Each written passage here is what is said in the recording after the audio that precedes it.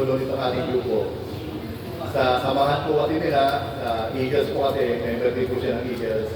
Then may mga kuya po kami, mga ate, mga operator, drivers. Minsan po nagkakaproblema sa lansangan.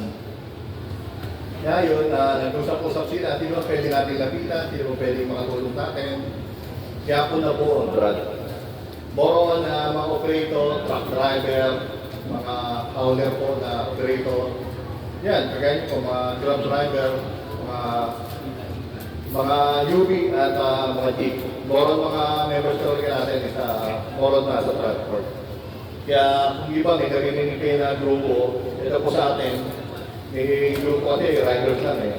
Meron naman mga jeep lang, mga manibela, likewise. Ito naman sa atin, sama po lahat o riders, drivers, operator po, lahat kasama. Then, sa magaling maalibawa na kayo, wala, hindi ko na kayo masisisi doon. Pero bakit pa talaga kayo isa kumuha kayo na hindi maganda doon sa sakyanan? Eh, yun lang po, sana po may natutunan kayo, may natagdag sa inyong kalaman.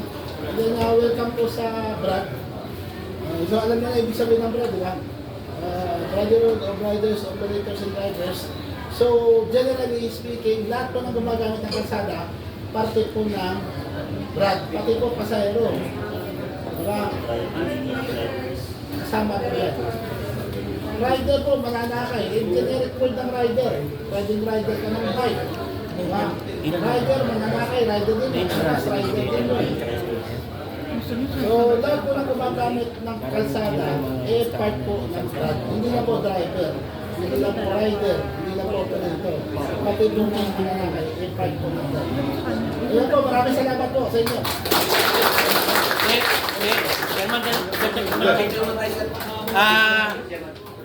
Magandang ano sa inyo. Bago tayo kumain, Merry Christmas ako kasi yung alam niyo naman nangyari, yung form natin medyo delay dumating sa kanila.